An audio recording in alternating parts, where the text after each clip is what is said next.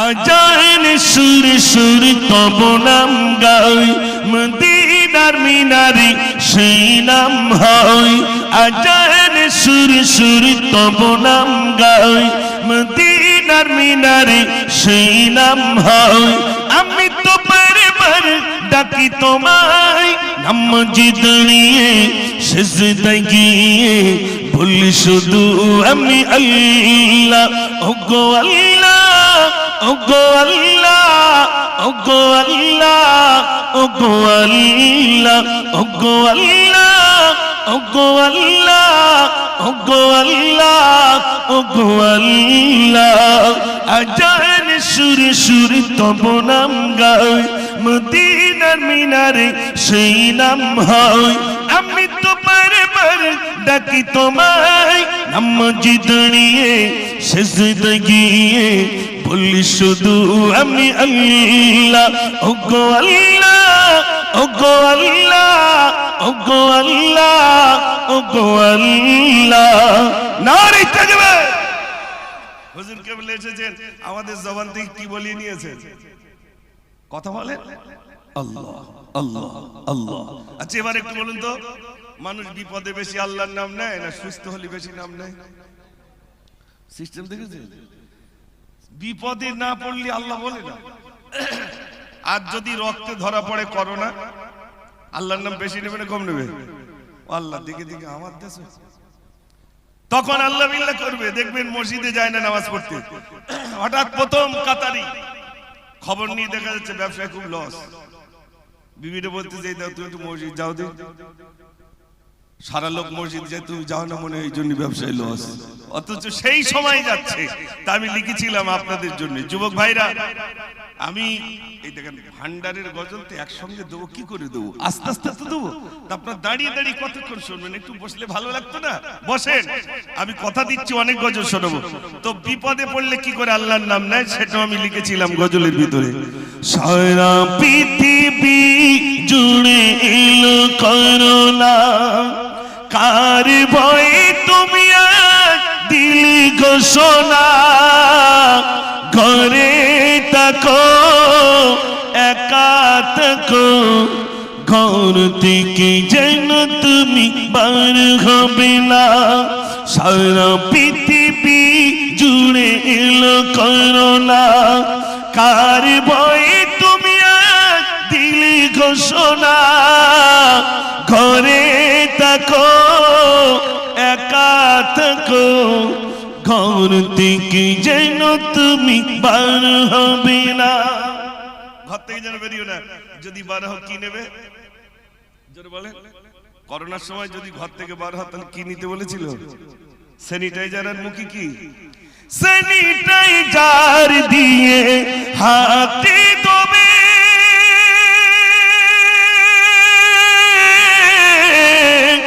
Mask পরিধান করে বাহিরে যাবে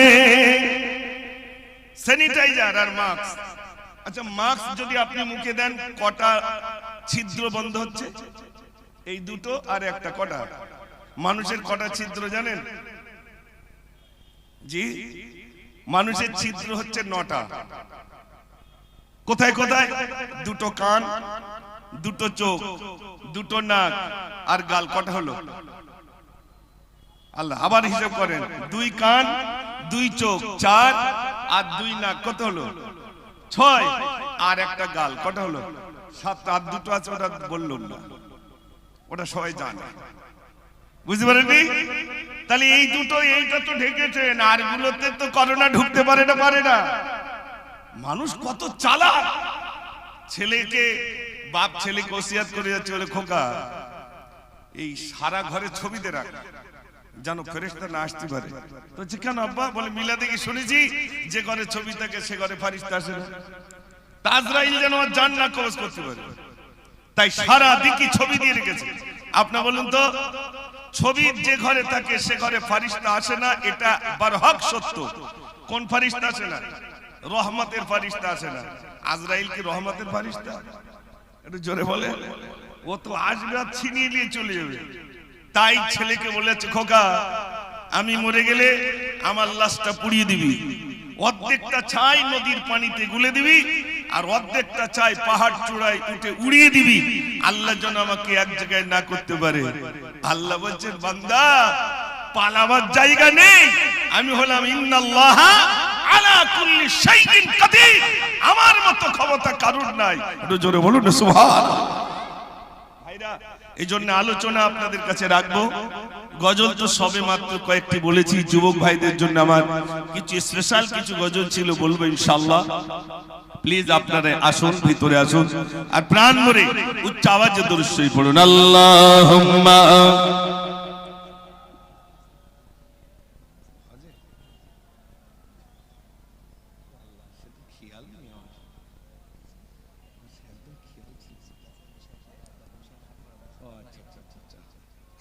আচ্ছা এবারটা দেখে গেলাম ইনশাআল্লাহ, আল্লাহ যদি আবার হায়াতে রাখে।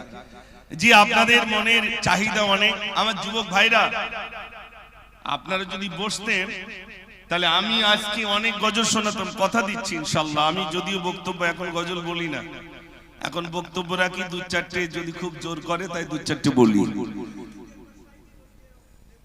হ্যাঁ হ্যাঁ দেলোয়ার হোসেন, হ্যাঁ বলবো। দেখেন স্যার কেউ বসে না, তা কি করে বলি বলেন, শুধু চট। আলহামদুলিল্লাহ যা হয়েছে মোটামুটি আমার খোরাক তৈরি হয়েছে, এবার আসছে আস্তে আস্তে। হ্যাঁ আসবে, চলে চলো ভাই, যুবক ভাইরা চলে আসে। আগে যুবকদের নিয়ে একটি গজল বলি, শোনেন যুবক ভাইরা। আপনারা 15ই আগস্ট স্বাধীনতা পতাকা উঁচু করেন, আমরাও করি, করব মৃত্যুর আগ পর্যন্ত। তবে 3-4 জনের ছবি দিয়ে ফুলের মালা দেয়, দেয় না ভাই? দেয়। আমি জিজ্ঞেস করেছি ভাই এই 3-4 জন কি ভারত স্বাধীন করেছে? তো হচ্ছেন আরো অনেকজন, তারা কোথায় গেল? এই 4 জনার কি 3 জনার ফুলের মালা দিচ্ছে ছবিতে, দেয় না ভাই? আপনাদের দিকে যুবকরা দেয়, জুতো খুলে সেখানে গিয়ে ছবি দেয়, ঠিক, আমি এটা এনকার করছি না। কিন্তু মনে রাখবেন এই যে মাদ্রাসা তৈরি করছেন না, এই মাদ্রাসায় যে যারা তৈরি হয় সবাই আলেম হয়ে যায় যখন, মাওলানা হয়, এবং থাকতে থাকতে সব দাড়ি রাখে, মাথায় টুপি থাকে, বড় জামা থাকে। আমি একটা গজল বলবো, সেই গজলের ভিতরে এরকম মাদ্রাসা একটা তলাবা একটা আলেম ছিলেন, তার নামটা ইতিহাসের পাতায় আসেনি। যোগ বাইরে শোনেন, গজলটা ছিল এই: ভারতবাসী ভারতবাসী ভারতবাসী গো, ভারতবাসী ভারতবাসী ভারতবাসী গো, ভারতবাসী ভারতবাসী ভারতবাসী গো, ভারতবাসী ভারতবাসী ভারতবাসী গো, সম্প্রীতির পতাকা আজি আমরা তুলিব, আমরা তুলিব, আমরা তুলিব, ভারতবাসী ভারতবাসী ভারতবাসী গো, ভারতবাসী ভারতবাসী ভারতবাসী গো, ক্ষুদিরামের আশফাকুল্লার বলিদানের দেশ, রবীন্দ্রনাথের নজরুলের জন্মভূমির দেশ। কজনের নাম বলেছি ভাই? মন দিয়ে শোনেন। ক্ষুদিরামের আশফাকুল্লার বলিদানের দেশ, রবীন্দ্রনাথের নজরুলের জন্মভূমির দেশ। কটা নাম বলেছি? 4টে। একটা হচ্ছে ক্ষুদিরাম, একটা আশফাকুল্লাহ, একটা নজরুল ইসলাম, আর একটা হচ্ছে রবীন্দ্রনাথ ঠাকুর। 4 জনের নাম বলেছি, কিন্তু 3 জনের নাম জানা আছে। ক্ষুদিরামের নাম জানা আছে, রবীন্দ্রনাথ ঠাকুরের নাম জানা আছে, নজরুল ইসলামের নাম জানা আছে। আশফাকুল্লাহর নাম জেনেছেন? জানেননি। ইতিহাসের পাতা থেকে নামটা কেটে দেওয়া হলো কেন না, যদি বর্তমান প্রজন্মের যুবকেরা, মানুষেরা যদি জেনে নেয় যে তাহলে তারা বুঝবে মুসলমানদের অবদান এই ভারতবর্ষের মাটিতে রয়েছে। তাই কি সুন্দর পলিসি করে ইতিহাসের খাতা থেকে নামটা মুছে দেওয়া হলো। নাম ছিল আশফাকুল্লাহ। যুবক ভাইরা শোনেন, নাম ছিল আশফাকুল্লাহ, বড় মাপের আলেম ছিলেন। ইংরেজরা বন্দী করলো, আশফাকুল্লাহ তোমাকে ফাঁসি দেব। ফাঁসি দেবেন? আমাকে একটু ওজন করুন। ওজন করে কি হবে? বলছে আমাকে ওজন করুন। ফাঁসির মঞ্চে উঠতে যে আমি আশফাকুল্লাহ, আমার ওজন যদি কমে যায়, ইতিহাসের পাতায় লিখবেন কাপুরুষ আশফাকুল্লাহ। আমার ওজন যা ছিল যদি তাই থাকে, ইতিহাসের পাতায় লিখবেন সুপুরুষ আশফাকুল্লাহ।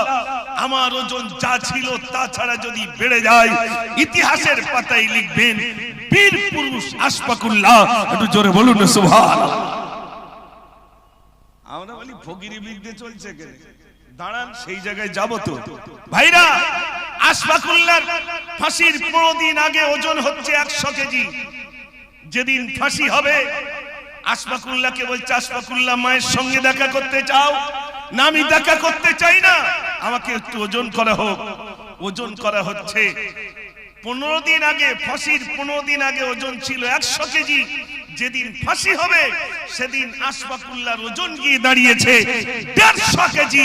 একটু জোরে বলুন না সুবহানাল্লাহ। তার কথাটা ইতিহাসের পাতায় উঠলো না। আমি গুনাহগার, আমার গজলের ভিতরে যুবক ভাইদের জানানোর জন্য লিখলাম। ক্ষুদিরামের আশফাকুল্লাহর বলিদানের দেশ, রবীন্দ্রনাথের নজরুলের জন্মভূমির দেশ। সাম্প্রদায়িক শিকলখানি ছিঁড়ে ফেলিব, ছিঁড়ে ফেলিব, ছিঁড়ে ফেলিব। ভারতবাসী, ভারতবাসী, ভারতবাসী গো, ভারতবাসী, ভারতবাসী, ভারতবাসী গো, ভারতবাসী, ভারতবাসী, ভারতবাসী গো, ভারতবাসী, ভারতবাসী, ভারতবাসী গো। একদিকে মন্দির আছে, থাকবে যে মসজিদ, মন্দিরেতে ঘন্টা বাজে শুনবো যে তাকবীর। একদিকে মন্দির আছে, থাকবে যে মসজিদ, মন্দিরেতে ঘন্টা বাজে শুনবো যে তাকবীর। মকানে ভারত গড়তে আছি, শপথ নেব, শপথ নেব, শপথ নেব। ভারতবাসী, ভারতবাসী, ভারতবাসী গো, ভারতবাসী, ভারতবাসী, ভারতবাসী গো, ভারতবাসী, ভারতবাসী, ভারতবাসী গো, ভারতবাসী, ভারতবাসী, ভারতবাসী গো। নারী তাকবীর। আওয়াজ হলো কই? আসলে আমরা ততক্ষণ পর্যন্ত আওয়াজ দেব না। ফিলিস্তিনের উপরে যে জুলুম এসেছে, একটা শিশু বাচ্চা জবান থেকে আল্লাহু আকবার বন্ধ করেনি, বরং জীবন চলে যাবে।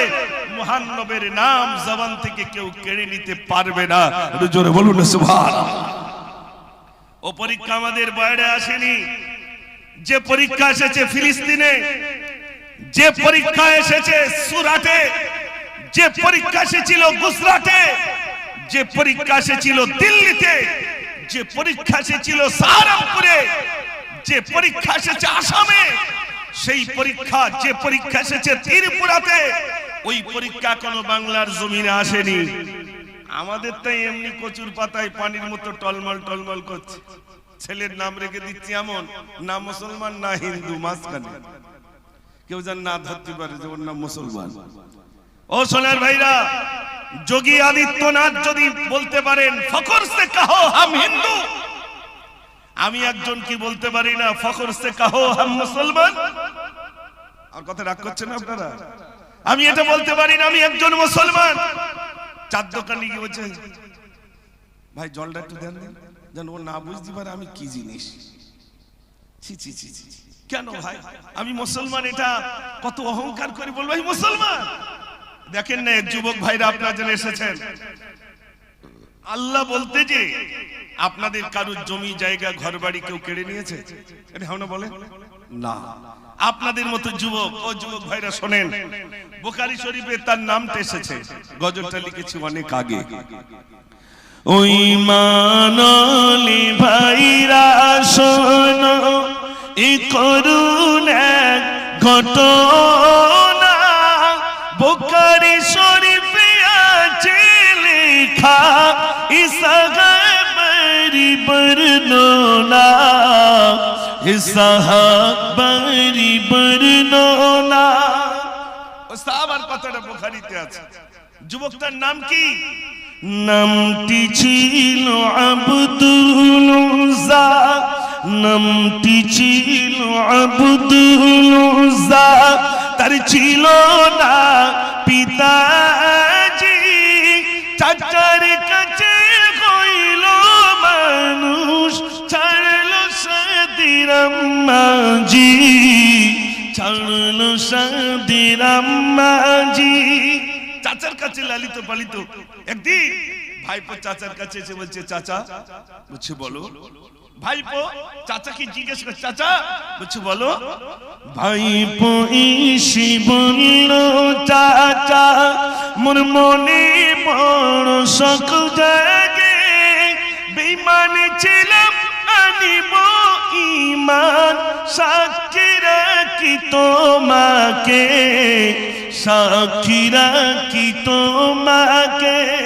চাচা আমি কলমা পড়বো, সাক্ষী খুঁজে পাচ্ছি না, আপনাকে সাক্ষী রেখে আমি কলমা পড়ে নিলাম। একটু জোরে বলুন না সুবহানাল্লাহ। ও সোনার ভাইরা, ছোটবেলায় আব্বা ইন্তেকাল করে গেছে, তো চাচার কাছে লালিত পালিত হয়েছে, বড় হয়েছে।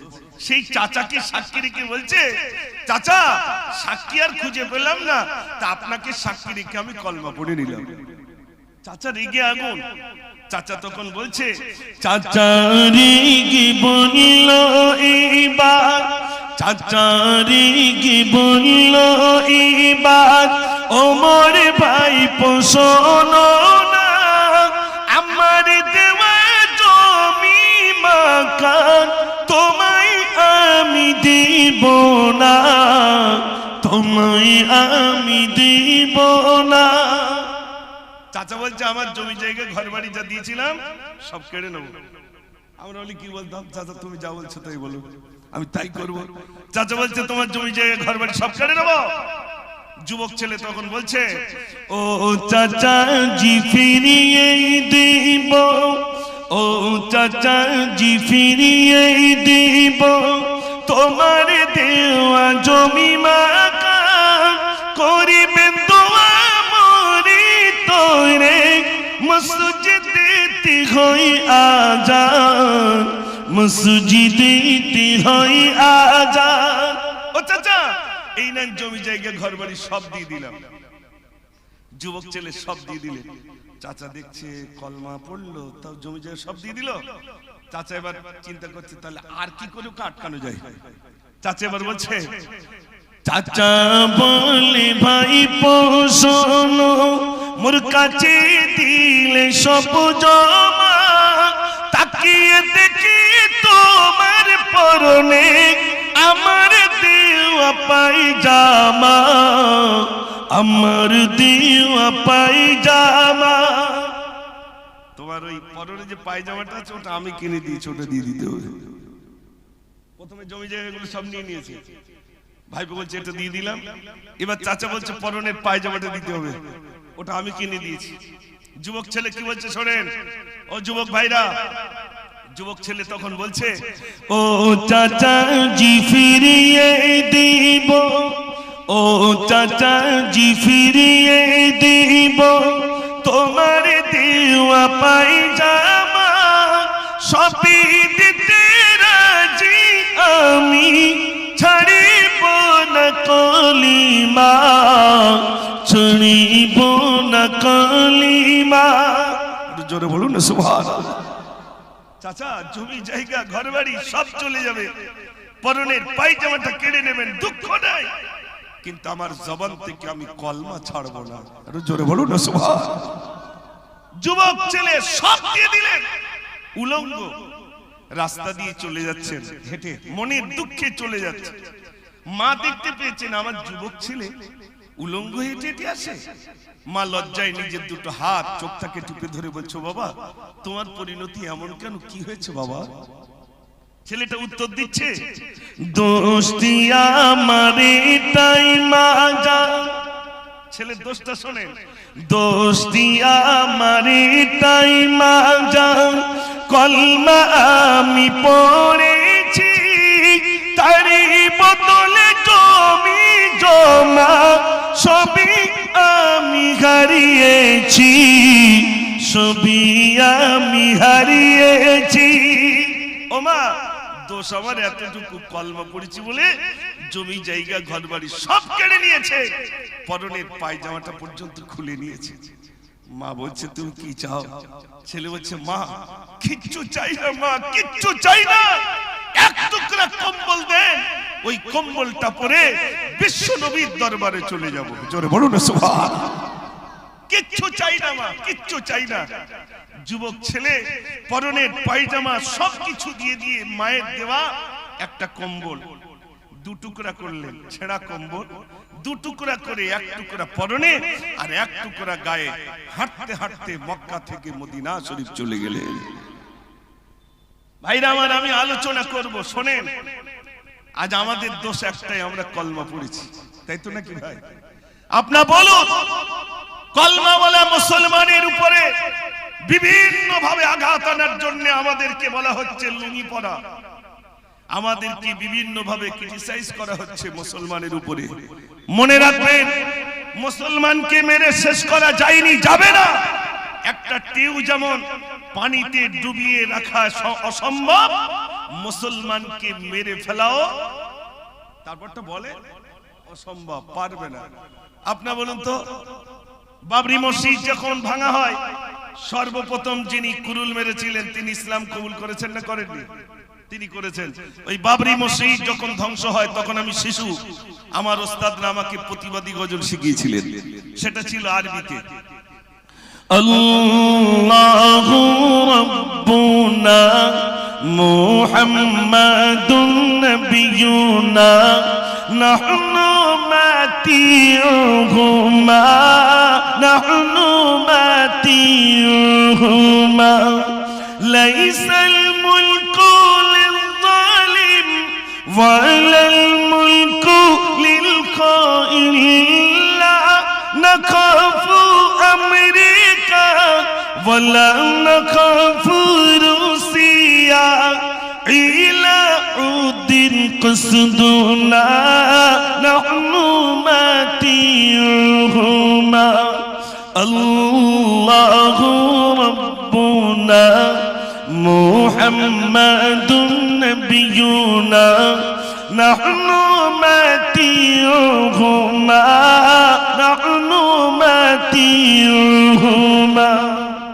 তারপর কি লিখে দেখেন نحن كل حزب الله لا نخاف إلا الله জোরে বলুন না সুবহানাল্লাহ।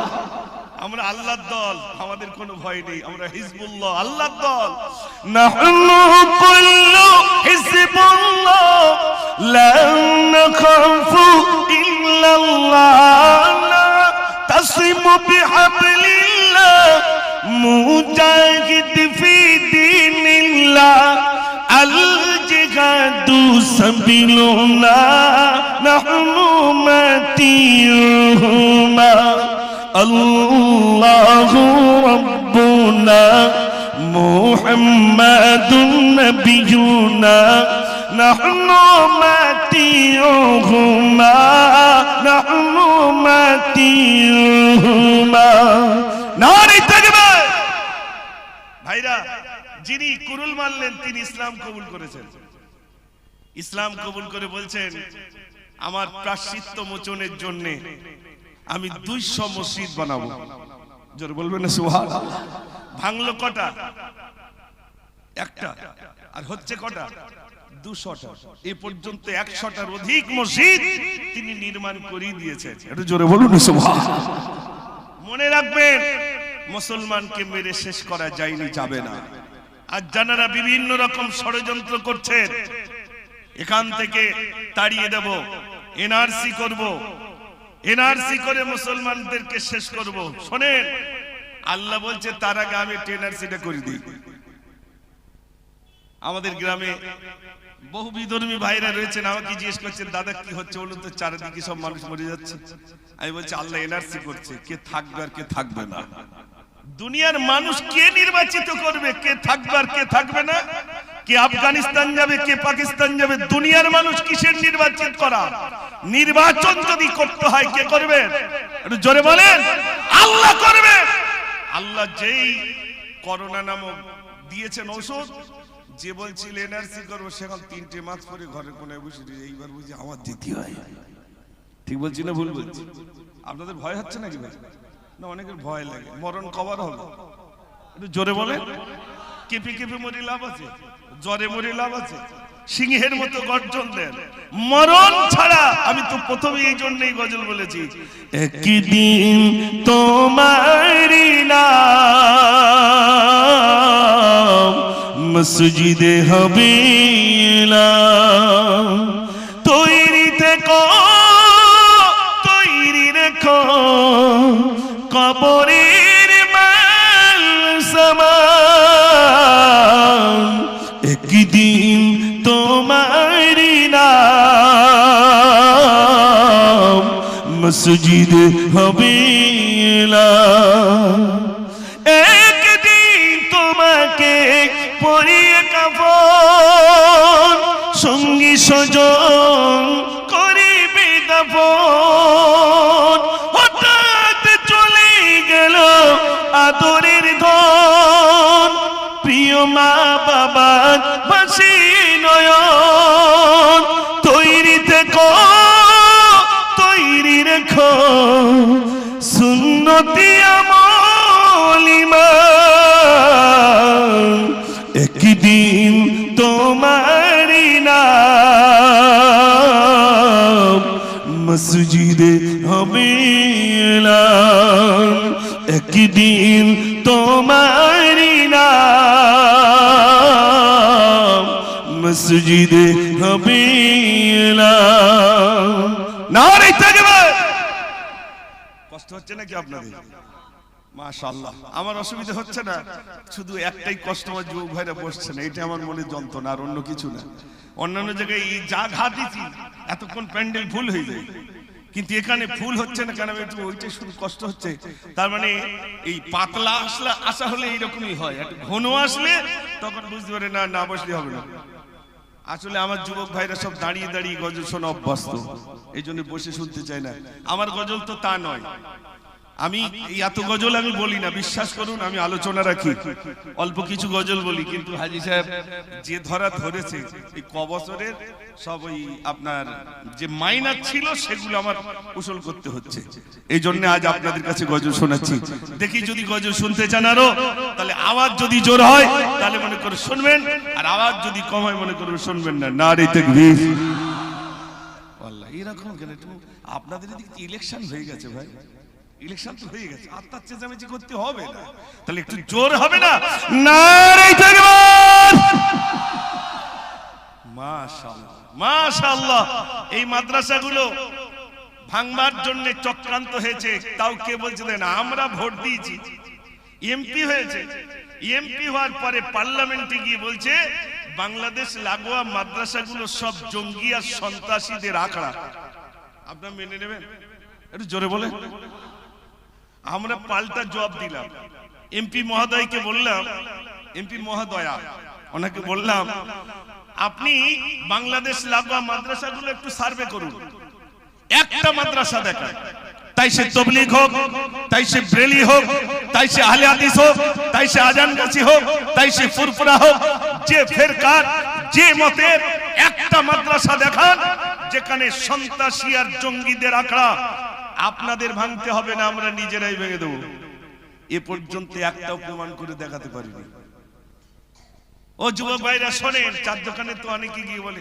হ্যাঁ অমুক জায়গায় জঙ্গি ধরা পড়ে এত বড় দাড়ি এই বড় আপনি দেখেন না আমাদের ভারতে যারা ক্রিকেটার রয়েছে অধিকাংশ দাড়ি আছে না নেই একটু জোরে বলে তাহলে দাড়িওয়ালা দাড়ি থাকলেই জঙ্গি এখন তো ফ্যাশন হয়েছে দাড়ি রাখা ফ্যাশন হয়েছে না সবাই দাড়ি রাখছে এক সময় মেয়েরা বলতো দাড়িওয়ালা লোকের বিয়ে করবো বলতো না যার দাড়ি আছে তার বিয়ে করবো এখন বলছে যার দাড়ি আছে আগে তার লিয়ে সিস্টেম পাল্টে যাচ্ছে বদলে যাচ্ছে সোনার ভাইরা শোনেন তো আমি বলছিলাম জঙ্গি সন্ত্রাসী কংগ্রেস বিরোধী পার্লামেন্ট থেকে আওয়াজ উঠলো বাংলাদেশ লাগোয়া মাদ্রাসাগুলো সন্ত্রাসী আর জঙ্গিদের আখড়া তাই সেখান থেকে কিছু গোয়েন্দা ডিপার্টমেন্ট থেকে গোয়েন্দা পাঠানো হয়েছে গিয়ে দেখেছো না মাদ্রাসাগুলো জঙ্গি আর সন্ত্রাসীদের আখড়া কিনা গোয়েন্দা সেই যেই গ্রাউন্ডের ভিতরে ঢুকেছে বাচ্চারা একটু খেলাধুলো বা চলাফেরা করে যখন দেখেছেন অচেনা মানুষ প্রথমেই দিয়েছেন আসসালামু আলাইকুম আপনি বলুন এই গ্রাউন্ডের ভিতরে আসলে মাদ্রাসার ছেলে সালাম দেয় না গোয়েন্দা হচ্ছে সব বোনাস সে তো উত্তর জানে গোয়েন্দারা সব জানে সঙ্গে সঙ্গে ওয়ালাইকুম সালাম পুরোটা না বলতে পারলে মোটামুটি জানে জিজ্ঞেস করছে তোমাদের টয়লেট কোথায় বলছে চলেন এখন তো ট্যাপের ব্যবস্থা আছে পানির ব্যবস্থা আছে তখন ছিল না তাড়াতাড়ি করে এক বদনা পানি নিয়ে যাচ্ছে পেশাব করবে, পানি দিতে হবে। আর এগুলো ওস্তাদরা শিখিয়ে দেন ছাত্রদেরকে, মেহমান আসলে তাকে পানি দেবে।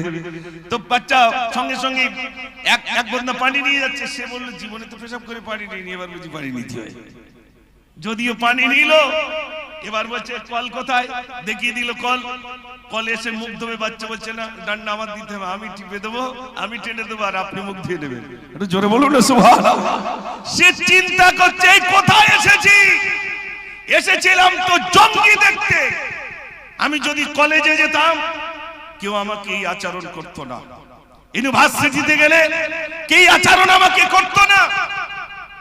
গোয়েন্দা যেই মুখ হাত পা ধুয়ে নিয়েছেন, তখন পকেটে হাত দেবে কি, বাচ্চা ছুটে গিয়ে একটা গামছা নিয়ে এসেছে, এই নেন হাত মুছে নেন। গোয়েন্দা মুখের দিকে তাকায়, এরা আবার কি করে জঙ্গি হয়? আমার কথা বুঝতে পারছেন ভাই? এরা কি করে জঙ্গি হয়, এরা সন্ত্রাসী কি করে হয়? এদের কি সন্ত্রাসী বলে, এদের কি জঙ্গি বলে? গোয়েন্দা ওইখানে দাঁড়িয়ে বলছেন, আমি আমার জবান থেকে বলছি, এইটা মাদ্রাসাগুলো জঙ্গি আর সন্ত্রাসীদের আখড়া নয়। যদি মানুষের মতো মানুষ বানানো যায়, আমার মনে হয় একটা মানুষ তৈরি করার উত্তম কারখানাই হলো এই দ্বীনি মাদ্রাসা। একটু জোরে বলুন সুবহানাল্লাহ। আমরা এগুলোকে ইনকার করি। মাদ্রাসাগুলোকে অনেকে বলে ওসব ব্যবসা করার একটা পুঁজি তৈরি করিস, এটা বলে না ভাই, ওই মাদ্রাসা করে সব খাচ্ছে না ভাই। আপনি একটা করে খান দেখি, ওরা একটা মাদ্রাসা করিস, আমি একটা মাদ্রাসা করি খাই। যত মাদ্রাসাওয়ালা আছে তাদের একটাই লকাব নিতে হবে, চোর। আল্লাহ আমার দুটি মাদ্রাসা করার সুযোগ দিয়েছেন, একটা ছেলেদের একটা মেয়েদের। ছেলেদেরটা 115 জন বাচ্চা আছে, মেয়েদেরটা এই জানুয়ারি থেকে চালু করেছি আলহামদুলিল্লাহ 5 to 8 পর্যন্ত।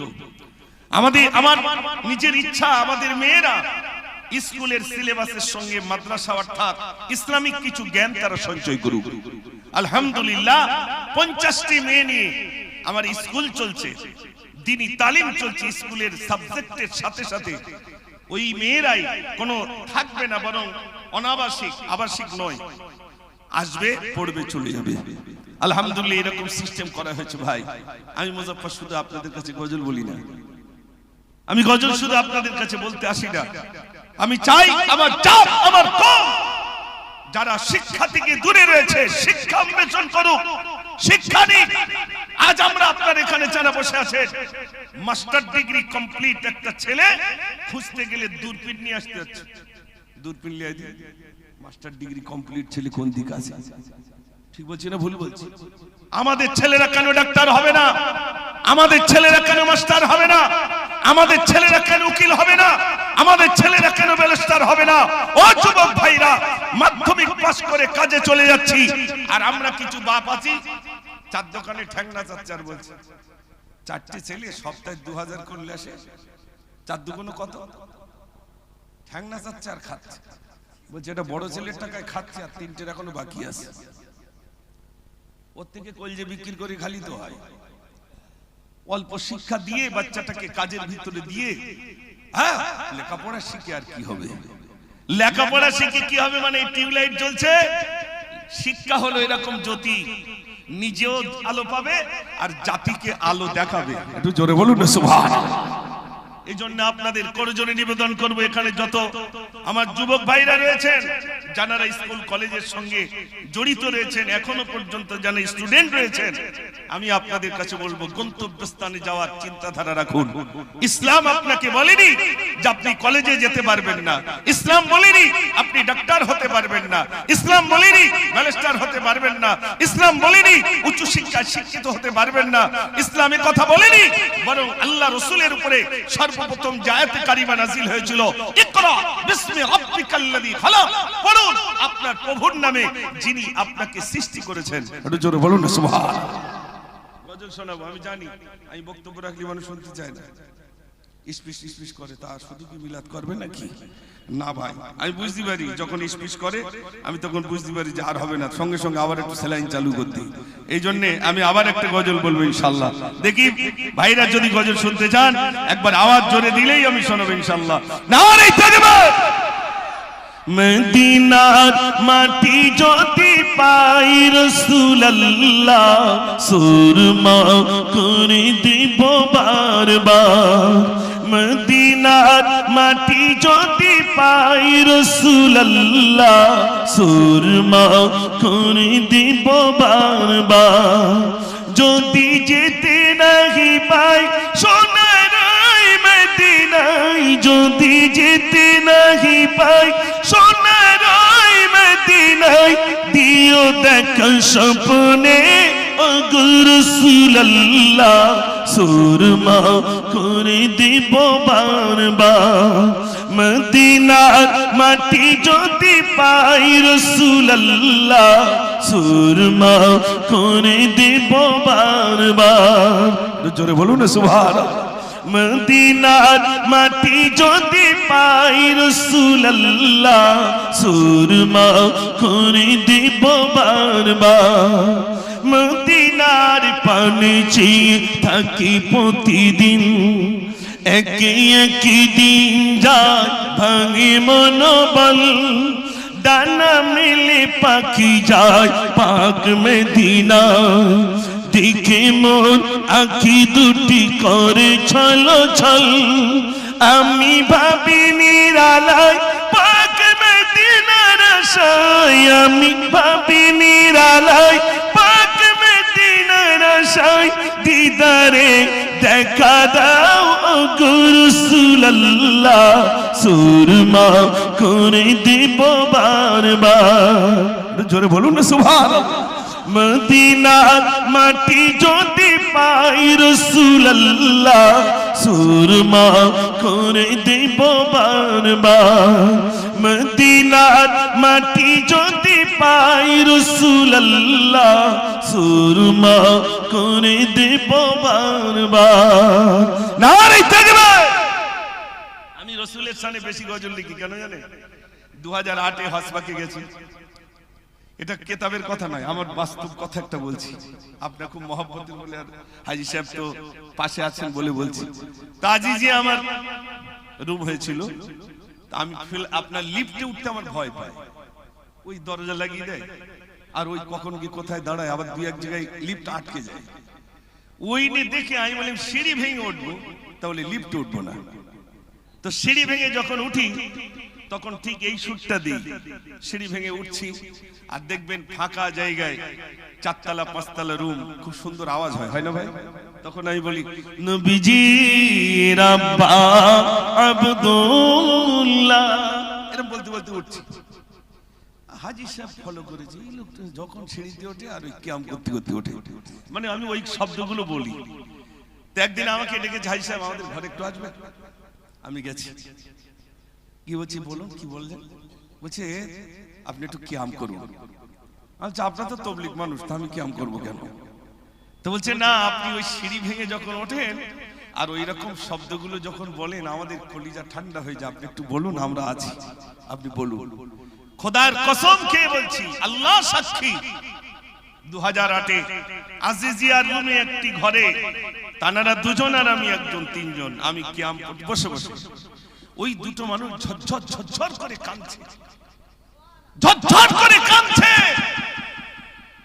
কাঁদতে কাঁদতে বলছে মনে হচ্ছে কখন রাসূলের রওজার ধারে যাব একটু জোরে বলুন না সুবহানাল্লাহ আমি নিজ চোখে ওই দুটো মানুষকে দেখেছি মক্কা এবং মদিনায় জুতো পায়ে দিয়ে ঘুরে আমি জিজ্ঞেস করলাম আপনি জুতো পায়ে দেন না কেন আমাকে বলছে এই মদিনার কোথায় আমার রাসূলের কদম পড়েছে সেই জায়গায় যদি আমার জুতো পড়ে বেয়াদবি হয়ে যাবে তাই আমি মক্কার মদিনায় জুতো পায়ে দিয়ে ঘুরি না একটু জোরে বলুন না সুবহানাল্লাহ আপনারা ফুরফুরায় যান আমরাও যাই আর আল্লামা হুজুরও গেছেন আপনারা বলুন তো আল্লামা হুজুর যখন ফুরফুরায় শরীফে যেতেন তখন জুতো পায়ে থাকতো না হাতে থাকতো একটু জোরে বলে হাতে থাকতো আমাদের কোথায় থাকে পায়ে থাকে আল্লামা রুহুল আমিন শাহ রাহমাতুল্লাহ আলাইহি তিনি জুতো খুলে নিতেন কেন না এটা আমার পীরের দেশ আমার না জানি আমার উস্তাদের সামনে আমি জুতো পায়ে দিয়ে যাব না বেয়াদবি হয়ে যাবে তবেই তো তিনি একজন আল্লামা হিন্দ আল্লামা রুহুল আমিন শাহ রাহমাতুল্লাহ সাল্লি আলাইহি জবরদস্ত আল্লাহর ওলি আল্লাহ তাআলাকে বানিয়ে দিয়েছেন। একটু জোরে বলুন না সুবহানাল্লাহ। ভাইরা আমার, এইজন্য আজ এখানে আসতে পেরে খুব ভালো লাগছে। আমি সময় যদিও আমার খুবই কম, 9টা পর্যন্ত আমার সময় রয়েছে। জি ও আল্লাহ, আচ্ছা মোবাইল সাইডে বক্স আওয়াজ হচ্ছে না, বুঝতে পারছি। হ্যাঁ মোবাইল পেয়েছি। আসলে আমি কি বলছি না বলছি ডেকরেটর বুঝতে পারতেছি, আপনারা বলে বুঝতে পারছেন না। এই জন্য আমার বয়স হচ্ছে এই 50 বছর, আলহামদুলিল্লাহ দাড়ি চুল পেকে গেছে, তারপরেও আমাকে কিছু গজল এখনো পর্যন্ত বলতে হয়। আর এখানে এলাকায় যত গজল যারা বলে তাদের থেকে বয়স আমার কম না বেশি? ভাই একটু জোরে বলে, বয়স বেশি। তো আলহামদুলিল্লাহ এখনো পর্যন্ত আল্লাহ বলার সুযোগ দিয়েছেন, আমি শোনাবো ইনশাআল্লাহ। এই যে আজকে কটা ছেলে পাগড়ি পাবে? মাশাআল্লাহ, একটু জোরে বলুন না সুবহানাল্লাহ। 3টে ছেলে পাকড়ি পাবে। জি, সেই 3টে ছেলের মাথায় পাকড়ি দেওয়া হবে হাফেজে কোরআন। আমি একটা গজলের ভিতর লিখেছিলাম, ওই ওই জালিম তুই দেখবি তো আয়, কি লেখা কোরআনের পাতায়, শিশু কোরআন পড়ে কত মধুর লাগে, এমন সুন্দর হাফেজ হয়ে যায়। আয় আয় জালিম তুই দেখবি তো আয়। ওরা যেন বলছে মোদের চাল চলনে এত কেন ব্যথা,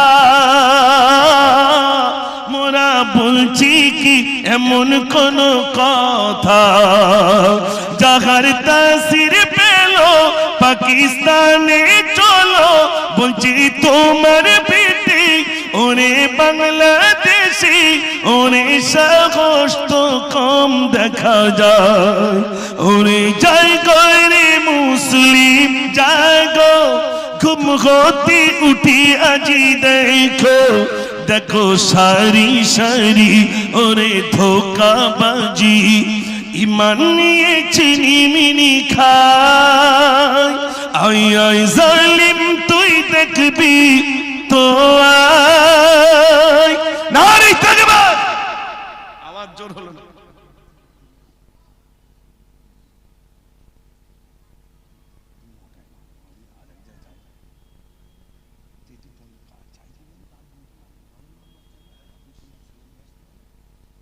মাশাআল্লাহ, এক্ষুনি 3টে ছেলের মাথায় পাগড়ি দেওয়া হবে, আপনারা সব দেখবেন। আর আমি ওই ফাঁকে এই আধা ঘন্টা শুধু গজল চালাবো। রাজি আছেন তো ইনশাআল্লাহ? এখন যে গজলগুলো বলেছে সব ফ্রি গজল, এরপরে টাকার গজল আছে ভাই, সেগুলো একটু আরো কড়া। ও যুবক ভাইরা ভিতরে ঢোকেন না, ঢোকেন না ভাই। ও যুবক ভাইরা না, আবার উঠে যাবেন তো, উঠতে গেলে আপনাদের তার কেউ ধরে রাখবে না। একটু আসুন না ভাই, আপনাদেরকে হাত জোড় করে বলছি আসুন না ভাই। এই সুন্দর মজমা, কি সুন্দর জায়গা, আসুন একটু ভাই, একটু বসুন, ভালো লাগবে, আসুন ভিতরে আসুন। এক্ষুনি দেখেন না 3টে ছেলেকে মাথায় পাগড়ি দেওয়া হবে, তারা হাফেজে কোরআন বেনে যাচ্ছে। একটু জোরে বলুন না সুবহানাল্লাহ। 3টে ছেলে আলহামদুলিল্লাহ তারা পাগড়ি পাবে। ওস্তাদ হুজুররা কত মেহনত করেছেন তাদের পিছনে, কত মেহনতের বদৌলতে আল্লাহ পাক। শোনেন, কোরআন এক সময় আমাদের হিন্দুস্তানে আওয়াজ উঠেছিল, হয় কোরআন ছাড়ো নইলে ভারত ছাড়ো। আমাদের ওস্তাদরা শিখিয়েছিলেন, ছাড়বো না কোরআন, না ছাড়বো হিন্দুস্তান, জন্মভূমির ভালোবাসা আমাদের ঈমান। ছাড়বো না কোরআন, না ছাড়বো হিন্দুস্তান, জন্মভূমির ভালোবাসা আমাদের ঈমান। একটা মাদ্রাসায় গিয়ে বলছে কোরআন শরীফগুলো দিয়ে দাও, পুড়িয়ে দেবো। তো ওস্তাদ বলছে কোরআন পুড়িয়ে দেবেন? তুই বাচ্চাগুলো কি পুড়িয়ে দেন? বলছে কেন? বলছে কোরআনে যা আছে ওই বাচ্চার সিনার ভিতরেই তাই আছে। একটু জোরে বলুন না সুবহানাল্লাহ। কোরআন কি পড়াবে? বাচ্চাগুলোকে পড়াও। তার অবাক হয়ে গেছে, বলছে শোনেন, আল্লাহ বলছেন কোরআন রাখার জন্য আমি লোহার আলমারি নাই, সীসা দিয়ে তৈরি করা আলমারি নাই, সোনা দিয়ে তৈরি করা আলমারি নাই। আল্লাহ পাক বলছেন আমি কোরআন রাখার জন্য আলমারি নিয়েছি, আমার বান্দা বান্দির কলিজাগুলো আলমারি বানিয়ে দিয়ে গোটা কোরআন আমি ওখানে লোড করে দিলাম। জোরে বলুন না সুবহানাল্লাহ। কেউ কেড়ে নিতে পারবে? নরেন্দ্র মোদী পারবে? সব কাটবে, কিন্তু কোরআন নিতে পারবে ভাই? একটু জোরে বলেন, পারবে না। শোনেন ও সোনার ভাইরা, কোরআন পড়নে वाला আল্লাহ পাক জানাকে কোরআনে হাফেজ বানিয়েছেন। মর্যাদা কত, কত মর্যাদা, কত মর্যাদা আল্লাহ তাআলাকে দেবেন এই হাফেজে কোরআন। আর সেই তিনটে ছেলেকে পাকড়ি দেওয়া হবে। একটু তাকবীর দেন না, নারে তাকবীর, আরো জোরে দেন, নারে তাকবীর, নারে তাকবীর। জনাব হাফেজে কোরআন জোরে বলুন জিন্দাবাদ, নারে তাকবীর। আলহামদুলিল্লাহ, আলহামদুলিল্লাহ। আমি তিনজন হাফেজ সাহেব আজকে পাকড়ি পাবে, এখানে অনেকেই আছে। আমি মা নিয়ে গজল লিখেছি, আব্বা নিয়ে গজল লিখেছি, আমার বড় ভাই ইন্তেকাল করেছে তাকে নিয়ে লিখেছি। এক কথা, আমার পরিবারে যারাই ইন্তেকাল হয়ে গেছে আমার একটু কলম চলে, আমি লিখি। এখানেও আমাকে বলেছিলেন এই মাদ্রাসাকে নিয়ে একটা গজল লিখতে, কিন্তু আমি প্রত্যেকদিন যখন বাড়ি যাই আমার ছুটি হয় এরকম একটা সময়, আসসালাতু খায়রুম মিনান নাওম। তার মানে কটা বাজে ভাই? ভোর হয়ে গেছে, ফজর। আমি বাড়ি যাচ্ছি ওই সময়, তো লিখবোটা কখন ভাই? লিখবোটা কখন বলুন? আমার তো ছুটি হচ্ছে ফজরে। এজন্য আলহামদুলিল্লাহ, আল্লাহর দয়া, আল্লাহর করুণা, আমি এই বাচ্চাদেরকে, মাদ্রাসার তালাবাদেরকে আমি খুব প্যার করি, মহব্বত করি, ভালোবাসি। আমার এরকম সোনার টুকরা আছে 115টা, ছোট ছোট বাচ্চা আছে, তাদের কষ্ট কি সেটা আমি জানি, আমি জানি। এখানে বোর্ডিং চলে, বোর্ডিং। আচ্ছা, মাও সাহেব কোথায়?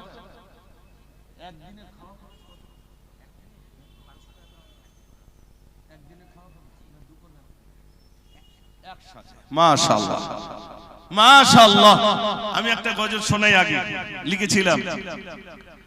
মায়ের কদম চুমে নিলে খোদার রকম হতো, ফুলের সুবাস যতই হবে না মায়ের মতো।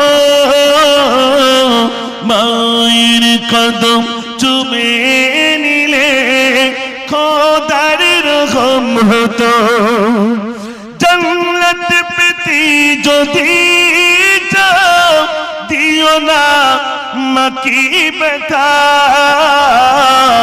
করবে ধরো নিযন্ত্রণা মায়ে দিলে কথা।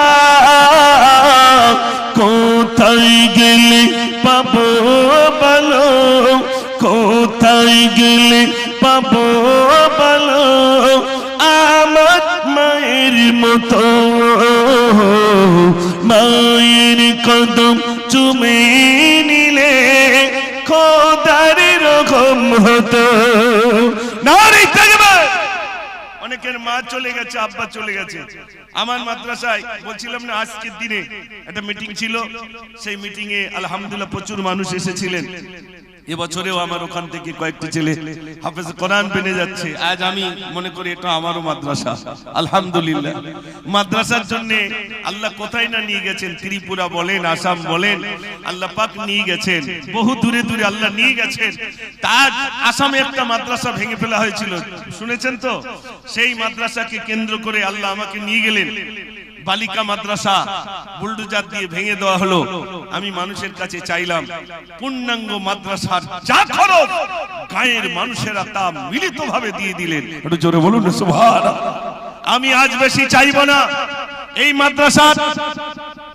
আপনারা বলুন, এখানে যারা আছেন আগে বলুন, বিভিন্ন তরফ থেকে যদি মাদ্রাসার উপরে আঘাত আসে আপনার সেদিন গর্জে উঠবেন না চুপচাপ থাকবেন? আল্লাহ কেউ মনে বুঝতে পারেন। মাদ্রাসার বিরুদ্ধে যদি তারা ষড়যন্ত্র করে আপনার সেদিন মাদ্রাসার পক্ষে হবেন না? হবেন না? হবেন তো ইনশাআল্লাহ। তাহলে একবার আওয়াজ দেন, কারা কারা মাদ্রাসার পক্ষে একবার দেখতে চাই। নারে তাকবীর, নারে তাকবীর। 60টা ছেলে আছে, এক সাজের খাওয়া খরচ 1200 টাকা। এক সাজ হয় দুপুরবেলা না রাতের বেলা। কসাজ ভাই এক সাজের নাম লেখেন, নামটা লেখেন আমার ভাইয়ের। মাশাআল্লাহ, একটা যুবক ছেলে প্রথমেই বলছে আমি এক সাজের খাওয়া খরচ দেব। আমি একটা গজল শোনাবো। নবী সুলাইমান আলাইহিস সালাতু ওয়াসসালাম আল্লাহর কাছে বলেছেন, আল্লাহ তোমার সৃষ্টিজীবদেরকে একটু নিমন্ত্রণ করে খেতে দেব। ওই গজলটা শোনাবো ইনশাআল্লাহ। আমি 10টা যুবক চাই, সির্ফ 10টা যুবক যারা একদিনের খাওয়া খরচ দেবেন। হাফ যারা দিচ্ছেন আমি 10টা যুবক নওজোয়ান দেখতে চাই যারা একদিনের খাওয়া খরচ 2200 টাকা দিয়ে বলবেন আমার মায়ের নামে কি আমার আব্বার নামে কি আমার দাদুর নামে কি দাদির নামে, একজন হাত তুলে বলতে পারবেন জি ইনশাআল্লাহ এই মাদ্রাসার মাসুম বাচ্চাগুলো এতিম বাচ্চাগুলো খাওয়া খরচের জন্য একদিনের খাওয়া খরচ ইনশাআল্লাহ আমি দেব। কোন ব্যক্তি আছেন একটু হাত তুলে বলতে পারবেন জি ইনশাআল্লাহ আমি দেব। প্রথমে শুনে নেন, আমি কিন্তু পুকুর চাচালো, প্রথমে জাল ফেলে দেখি যদি না হয় পালা তুলে ফেলি, বেড জাল নিয়ে আসি, আর বেড জ্বালিয়ে যদি না হয় তার মেশিন দিয়ে বলে পুকুর ছেঁচে ফেলি। ভাববেন না উপরে চাচ্ছি বলে নিচে লাভবেন, আমি কিন্তু নিচে লাভালো, হয় হাত ধরবো নাই পা ধরবো, যেভাবে লবো ইনশাআল্লাহ। এর জন্য আগে ভাগে একটু হাত তুলে বলেন যে ইনশাআল্লাহ রাজি আছি, একটু বলেন। এই তো মাশাআল্লাহ বাংলাদেশ থেকে আগত মেহমান তিনি এসেই গেছেন। আচ্ছা আচ্ছা ও ভাই একটু বলেন কি আছে একদিনের খাওয়া খরচ, সির্ফ একদিন, আমার নিচে নামতে হবে নাকি? একদিনের খাওয়া খরচ 2200 টাকা আপনি দেন, আল্লাহ যদি আপনার ভালো না রাখে তখন বলবেন। একদিনের, সির্ফ একদিনের। আমি এই গজলটি শোনাবো, আপনারা এতক্ষণ যাবত গজল শুনেছেন ফ্রি, আমি এবার টাকার গজল শোনাবো, কথা দিচ্ছি ইনশাআল্লাহ। একটা মানুষ শয়তান অত সহজে হাত তুলতে দেবে না, দিস নেই একদম দিবি না, যা চাই চা, চুপ করে বসে থাকবে, শয়তান বলবে। আপনি অত সহজে হাত তুলবেন? আচ্ছা হাত তোলার ক্ষমতা কে দেন ভাই? একটু জোরে বলেন, আল্লাহর কাছে বলুন আল্লাহ। আচ্ছা এক সাজের বলুন, আমার ওই ভাই বলেছেন এক সাজ, আর একজন ভাই বলুন এক সাজের 1200 টাকা। ওই ভাই একজন হাত তুলেছেন, ওর নামটা একটু বলেন। আচ্ছা নিচে একজন পাঠিয়ে দেন, নামগুলো ঝটঝট করে বলে দেবেন। কই কমিটির যুবক ভাইরা কোথায়? একটু আসেন তাড়াতাড়ি, তাড়াতাড়ি আসেন।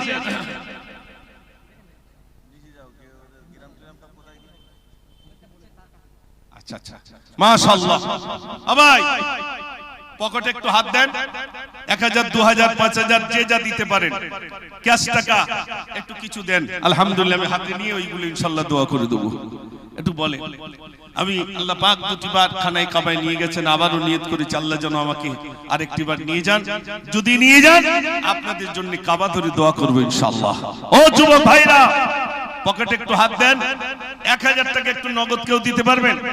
নামটা লিখে নেন, ওই ভাই দুটো নামটা লিখে নেন। 1000 টাকা নগদ কেউ দিতে পারবেন? 1000 এই গজলটি শোনাবো ইনশাআল্লাহ।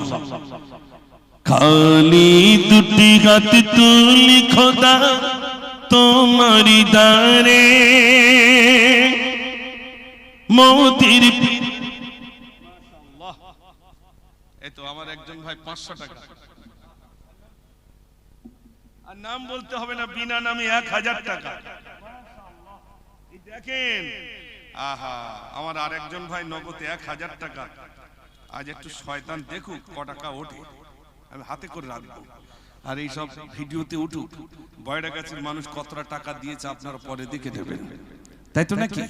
কই দেন ভাই, কই যুবক ভাইরা পকেটে হাত দেন, আমার জন্য না জিতি হয়। এতটা গজল শুনলাম গায়ে ঘাম বেরিয়ে গেছে, আর পকেটে হাত দেবেন না তার মানে? হ্যাঁ পকেটে একটু হাত দেন, তাড়াতাড়ি দেন। 10 টাকা 20 টাকা 100 টাকা যেটা থাকে আসেন, একটু হাতে হাত দিই, কাল হয়তো নাও দেখা হতে পারে, একটু আসেন না, বসতে হবে না, অন্তত এই দিক দিয়ে আসেন, পকেটে একটু হাত দেন, কিছু টাকা দিয়ে যান, আল্লাহ আপনাকে ভালো রাখবেন। তাড়াতাড়ি বলুন, আমি ওই গজলটা শোনাবো, কথা দিয়েছি ইনশাআল্লাহ। তাড়াতাড়ি বলুন। আল্লাহ তোমায় আমি ভুলেছি, ভুলেছি তোমার ওই ঘর, জানি আমি মরিলে আসবে সজন, সবাই সেদিন হবে পর। আল্লাহ তোমায় আমি ভুলেছি, ভুলেছি তোমার ওই ঘর।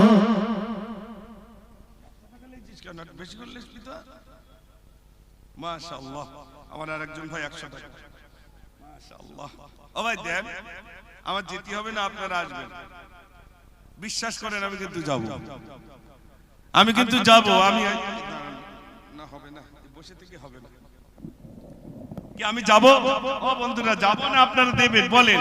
আপনারা হয়তো ভাবছেন এই বেটা নামবে না, বিশ্বাস করেন আমি যাব। আমার গ্রামে সবাই জানে এর পকেট থেকে টাকা তুললে, আর আপনাদের আমি পকেট যদি না নিতে পারি তো শয়তান হাসবে আর বলবে দেখ তুই বয়রা গ্রামের মানুষের কাছ থেকে টাকা নিতে পারিনি, তোর আর অন্য জায়গায় যেতে হবে না। শয়তানকে আপনারা কি হাসাতে চান ভাই? ও যুবক ভাই একটু পকেটে হাত দেন, আর সত্যিকার 10 টাকা যদি থাকে দেন, যদি না থাকে দিতে হবে, যদি থাকে দেন। কাদের জন্য চাইছি? ওই বাচ্চাগুলোকে। ওই দেখেন ওদের দিকে তাকান, ওই রকম ছেলে কত পাবজি খেলে জীবন শেষ করে ফেলছে, আর ওই বাচ্চাগুলো সকাল থেকে সে ফজর থেকে নিয়ে আর রাত পর্যন্ত কোরআন শরীফ তেলাওয়াত করে। ওদের মুখের দিকে তাকান আর তাদের মুখের দিকে তাকান, ওদের মুখের জিল্লা দেখুন। আলহামদুলিল্লাহ, আমার একজন ভাই নগদ 500 টাকা দিয়েছেন, একটু তাকবীর দেন, নারে তাকবীর। যুবকরা দেবে না মানে এক হচ্ছে, তোরা যাদিন দেখি মাদ্রাসার ছেলেরা যা পকেটে হাত দিয়ে নিয়ে আয়, যা। মাদ্রাসার ছেলেরা কারা? কুচো কাচাগুলো কোথায়?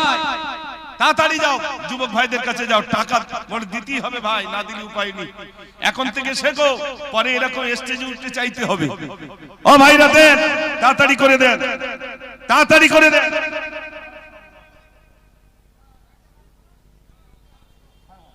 আর কি রাতে দম আছে, সব বোনাস হয়ে যাচ্ছে দিদি। মাশাআল্লাহ মাশাআল্লাহ, টাকা নাকি নেই দেখেন ভাইরা। একটু তাকবীর দেন, নারে তাকবীর। ওরে রুমাল ধরেছে কেন? হাতে হাতে লে, ওতে উফ, হাতে হাতে নিতে হবে, না তো টাকা বোঝা যাবে না। রুমালে কি দেবে, কোটের মধ্যে কি থাকবে বোঝা। মাশাআল্লাহ, ভাইরা টাকা দিচ্ছেন দেখেন। আলহামদুলিল্লাহ আলহামদুলিল্লাহ আলহামদুলিল্লাহ, দেন দেন, আল্লাহর রাস্তায় দেন। রব্বুল আলামিন আল্লাহ তুমি দানকে কবুল করো, মনের আশা পুরো করো। ও রব্বুল আলামিন আল্লাহ, তোমার বান্দাদের কাছে টাকা চেয়েছিলাম, তোমার বান্দা প্রাণ ভরে দিয়েছেন আল্লাহ, তোমার বান্দাদের দানকে তুমি কবুল করো, দুনিয়া কেরাতের মালে নসিব করো, রুজিতে তুমি বরকত দাও রব্বুল আলামিন। মাদ্রাসার তলাবাদের জন্য টাকা চাইলাম আল্লাহ, ও রব্বুল আলামিন আল্লাহ, প্রত্যেকের দানকে তুমি কবুল করো, দুনিয়া কেরাতের ভালোই নসিব করো, রুজিতে তুমি বরকত দাও রব্বুল আলামিন। আমার যুবক ভাইদেরকে নিয়ে তোমার সামনে কিছু হাম শুনিয়েছি, রাসূলের সামনে কিছু নাত শুনিয়েছি আল্লাহ, তারপরে দুটি হাত ধরে আমার বন্ধুদের কাছে কিছু টাকা চাইলাম, বাবাজিদের কাছে চাইলাম রব্বুল আলামিন। তোমার বান্দা প্রাণ ভরে দিয়েছে আল্লাহ, ও রব্বুল আলামিন আল্লাহ, যিনি যা পেরেশানি দিয়েছেন প্রত্যেকের পেরেশানি আল্লাহ তুমি দূর করে দাও, সবাই বলুন আমিন। নারে তাকবীর। 3 জন হাফেজে কোরআন আছে, এখনই পাগড়ি দেওয়া হবে তাদের সম্মানার্থে। 3টে হাফেজের একটা হাফেজকে সম্মান জানান, কিয়ামতের দিন যেন আপনাকে চিনে জান্নাতে নিয়ে যেতে পারে। আজকে আছেন, ওই একটা হাফেজে কোরআনের সম্মানার্থে নগদ 2000 টাকা দেবেন। একটা, 3টের ভিতরে একটা, মাশাআল্লাহ নেন। আলহামদুলিল্লাহ আলহামদুলিল্লাহ, একটা মানুষ কি আছেন, একটা হাফেজে কোরআনের সম্মানার্থে 2000 টাকা নগদ দেবেন ইনশাআল্লাহ। আমি 2000 টাকা এক্ষুনি যদি না দিন বলুন সকালে দিয়ে দেবো কি 2 দিন পরে দেবো, একটু কেউ আছেন? 2000 টাকা একটা হাফেজে কোরআনের সম্মানার্থে। আপনার আমার ছেলে